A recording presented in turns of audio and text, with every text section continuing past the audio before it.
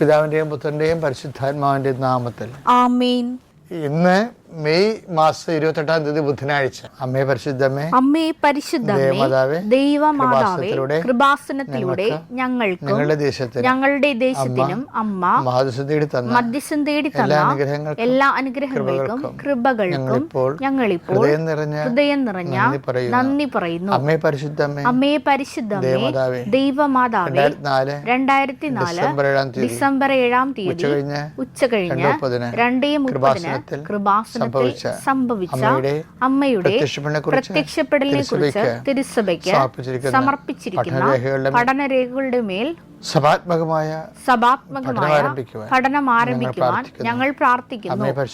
അമ്മേ പരിശുദ്ധമേ, ഭൂസ്വർ ലോകങ്ങളുടെ രാജ്ഞിയായ അങ്ങേയ്ക്ക് ഭൗമ സംരക്ഷണത്തിനായി പ്രപഞ്ച പ്രകൃതിയെ തന്നെ തിരുസഭ പ്രതിഷ്ഠിക്കുവാൻ ഈ പ്രത്യക്ഷീകരണം വഴി ഇടയാക്കണമേ. പരിശുദ്ധമേ, ജപമാല മാതാവേ, സകല കൃപാസനം പ്രാർത്ഥനകളോടും ചേർത്ത് ഞങ്ങളിപ്പോൾ പ്രാർത്ഥിക്കുന്ന ഈ കുടുംബത്തിന്റെ പ്രത്യേക നിയോഗം പറമക്കളെ,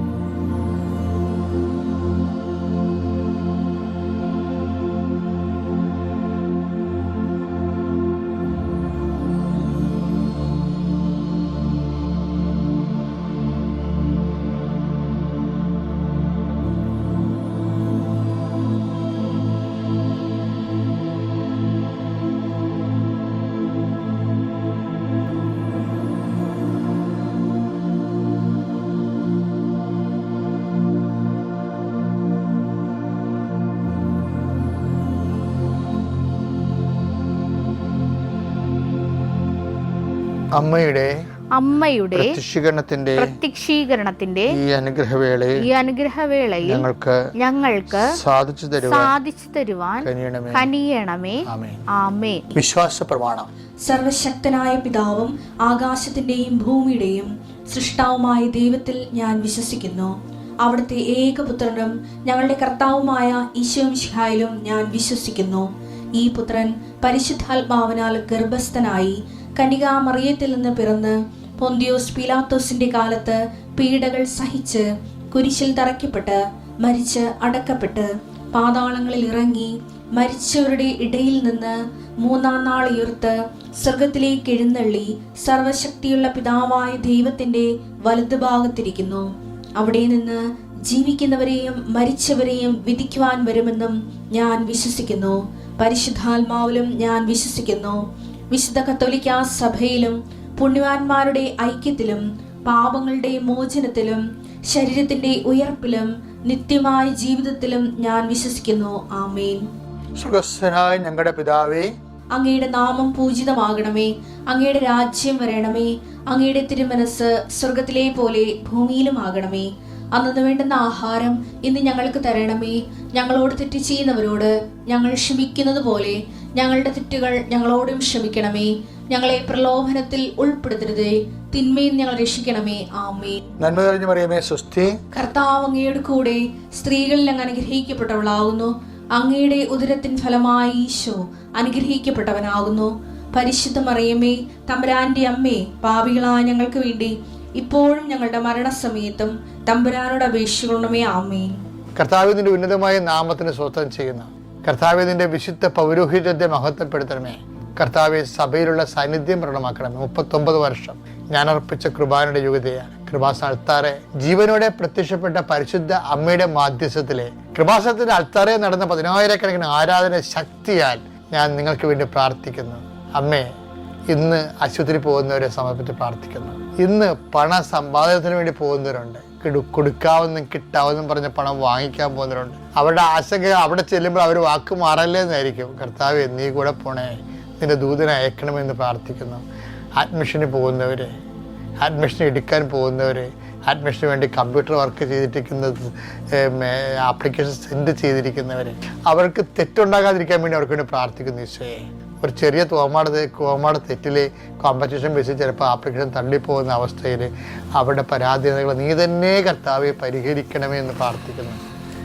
അഥവാ ചില ആൾക്കാർ എഴുതിപ്പോയല്ലോ തെറ്റായിപ്പോയല്ലോ എന്ന് ഓർത്തിട്ട് എഴുതിപ്പോയ പരീക്ഷയും സെൻഡായ ആപ്ലിക്കേഷൻസും അതിൻ്റെ അകത്ത് തെറ്റായല്ലോ ഇന്ന കാര്യം ചേർത്തില്ലല്ലോ കർത്താവ് അത് ശ്രദ്ധിക്കാതിരിക്കണമെന്നെങ്കിൽ എന്നൊക്കെ പറഞ്ഞ് കണ്ണീരോടെ പ്രാർത്ഥിക്കുന്നവരുണ്ട്. ഈശോയെ, മനുഷ്യൻ്റെ ബലഹീനതകളെ ഒരു മരക്കുരിശ് മുൾക്കിടെ ഏറ്റെടുത്തവനെ നമ്മുടെ ബലഹീനതയിലാണ് അവൻ വഹിച്ചതെന്ന് പറഞ്ഞ പോലെ ഇതുപോലുള്ള ഓരോ പെശകുകളും ചെയ്യാനുള്ള കഴിവുകേടുകളും കർത്താവെ നീ ഏറ്റെടുക്കണമെന്ന് പ്രാർത്ഥിച്ചു. ഏറ്റെടുത്തുകൊണ്ട് അവരെ സന്ധിക്കണമെന്ന് പ്രാർത്ഥിക്കുന്നു. എൻ്റെ കർത്താവിൻ്റെ ഉന്നതമായ നാമത്തിൽ സഭയുടെ അധികാരത്തിൽ കുരിശടയാളത്തിൽ നിൻ്റെ യാത്ര, നിൻ്റെ ജോലി, നിൻ്റെ താമസം, നിൻ്റെ ഭക്ഷണം, നിൻ്റെ ആരോഗ്യം, നിൻ്റെ സംഭാഷണം, നിൻ്റെ ക്രയവിക്രയങ്ങൾ, നിൻ്റെ ജീവിത മാർഗങ്ങൾ എല്ലാം കർത്താവിൻ്റെ നാമത്തിൽ, നിൻ്റെ ഉദ്യമങ്ങൾ, ഉദ്ദേശ്യങ്ങൾ എല്ലാം ഈശോയുടെ നാമത്തിൽ ഫലമണിയട്ടെ. നിത്യം പിതാവും പുത്രനും പരിശുദ്ധാത്മാവ് സർവ്വത്തിൽ നീക്കുവാമേ. അതായത് ഈ ആദ്യകാലങ്ങളിൽ ദൈവവചനത്തിന് വിളിച്ചുകൊണ്ടിരുന്ന പേര് ഉടമ്പടി ഗ്രന്ഥമാണ്. പക്ഷെ ഉടമ്പടി ഗ്രന്ഥം തുറക്കുമ്പോൾ അത് എന്തിനാണെന്ന് ജനത്തിന് അറിയാം. അത് വായിച്ച് കേൾക്കാനല്ല, ശരിക്കും പറഞ്ഞാൽ എന്തിനാണ്? അത് നടപ്പിൽ വരുത്താനാണ്. പുറപ്പാട് 24:7 അനന്തരം ഉടമ്പടി ഗ്രന്ഥമെടുത്ത് ജനങ്ങൾ, അതായത് ഈ വചനത്തിന് പേരുണ്ടായിരുന്നു ആദ്യം ബൈബിളെന്ന് എപ്പോഴും എഴുതി വെച്ചിരിക്കുന്നത്. പക്ഷെ ഇതിന്റെ ആദ്യത്തെ പേര് അതല്ലായിരുന്നു. എന്താണ്? ഉടമ്പടി ഗ്രന്ഥം എന്നാണ്. ജനങ്ങൾ കേൾക്കെ വായിച്ചു. അപ്പോൾ അവർ പറഞ്ഞു കർത്താവ് കൽപ്പിച്ചതെല്ലാം ഞങ്ങൾ ചെയ്യും. അതാണ് ഉടമ്പടി. കണ്ടില്ലേ? വെറുതെയാണ് ഉടമ്പടിക്ക് ഇത്രയും അടിപൊളി സാക്ഷ്യം കിട്ടണത്. അത് സത്യസന്ധമായ ദൈവികമായ പദ്ധതിയാണത്. അതിൻ്റെ അത് ബുദ്ധിയും ബോധത്തോടു കൂടി ഒന്ന് ഇൻവെസ്റ്റ് ചെയ്താൽ ഓട്ടോമാറ്റിക് അത് വർക്കൗട്ട് ചെയ്യും. എന്നിട്ട് ഈ പിതാക്കന്മാരെല്ലാം പറഞ്ഞേക്കുന്നത് ഇത് തന്നെയാണ്. ഇപ്പൊ ദാവീദില്ലേ, ദാവീദിന്റെ അടുത്ത് ഗോലിയത്ത് വരണില്ലേ, അയാൾ ഉടമ്പടി വചനമാണ് പറയണത്. ആ സമയത്ത് എന്താ ഗോലിയത്തെ കാണുമ്പോൾ എന്താ പറയണത്? ഗോലിയാത്ത് എന്ന് പറയുമ്പോൾ തനിക്ക് എല്ലാവരും തോറ്റുപോയി. ദാവീദിന്റെ ചേട്ടന്മാർക്ക് ലീവ് എടുത്ത് വീട്ടിൽ പോയി. ജസ്റ്റ് വലിയ അഭിമാനം കണ്ടിരുന്ന ആൾക്കാരാണ് ദാവീദിന്റെ ബ്രദേഴ്സ്. അവന്മാർ നല്ല നീല കണ്ണന്മാരും സ്വർണ്ണ മുടിയുള്ളവരും ദാവീദിനേക്കാളും സൗന്ദര്യമുള്ളവരും നല്ല പവറുള്ളവരും യുദ്ധ നൈപുണ്യമുള്ളവരുമാണ്. പക്ഷേ ഗോലിയാത്തിനെ കണ്ടപ്പോൾ അവരുടെ വൈഫ് പറഞ്ഞ് നിങ്ങൾ ലീവ് എടുത്ത് പോയിക്കൊള്ളാൻ പറഞ്ഞു. അങ്ങനെ കുറേ പേര് പോയി. അപ്പോഴേ എല്ലാ ഇസ്രായേൽ തോക്കും. ദൈവജനതയുടെ അഭിമാനം സംരക്ഷിക്കാൻ വേണ്ടി ദൈവത്തിൻ്റെ ആൾ വരണ കണ്ടില്ലേ? എന്താ, ഒരു കവണിയൊക്കെ എടുത്തിട്ട് വരും. ഗോലിയാത്തിനെ കാണുമ്പോൾ ദാവീദ് ഉടമ്പടി വചനം പറയും. 1 സാമുവേൽ 17:45 ദാവീദ് ഗോലിയാത്തിനോട് പ്രതിവചിച്ചു, വാളും കുന്തവും നീ വാളും കുന്തവുമായി ചാട്ടുളിയുമായി. അപ്പൊ മെരിറ്റാണ് അത് പറയണത്. മെരിറ്റ്.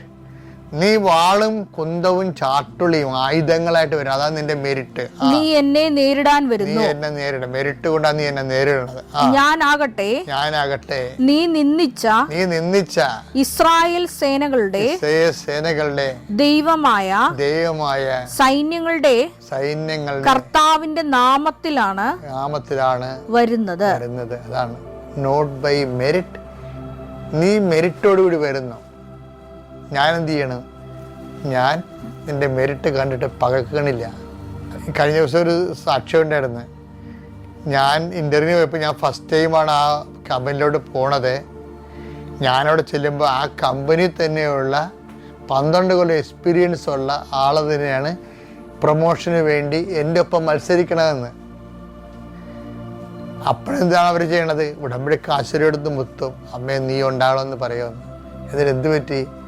ആ 12 കൊല്ലം ആ കമ്പനി എക്സ്പീരിയൻസ് ഉള്ളവർ പ്രൊമോഷന് വേണ്ടി മത്സരിക്കുന്നതിൻ്റെ കൂടെയാണ് മത്സരിക്കുന്നത്. ഗോലിയാത്തിനെ കൂടെ മത്സരിക്കുന്നത് ദാവീദിൻ്റെ കയ്യിൽ അമ്മയുടെ ഉടമ്പടി കാശുര് മാത്രമേ ഉള്ളൂ. പക്ഷെ എന്നാ സംഭവിക്കണം? നിങ്ങൾ ആ സാക്ഷ്യം ഒന്ന് കേൾക്കണം. അവരെ ആ ഒറ്റ ഇൻ്റർവ്യൂവിൽ അയാളെ തന്നെ എടുത്ത് ആ കമ്പനിയുടെ ഉന്നതങ്ങളിൽ പ്രതിഷ്ഠിക്കുകയാണ്. അടിപൊളി സാക്ഷ്യമല്ലേ? എന്താണ്? നീ വാളും പരിചയും ചാട്ടുളിയുമായിട്ട് വരുന്നു. ഞാൻ എൻ്റെ കർത്താവിൻ്റെ നാമത്തിൽ വരുന്നു. Not by merit but by grace. അത്യപൂർവ ദൈവാനുഭവങ്ങൾ ഇനി നിങ്ങൾക്കും സ്വന്തം.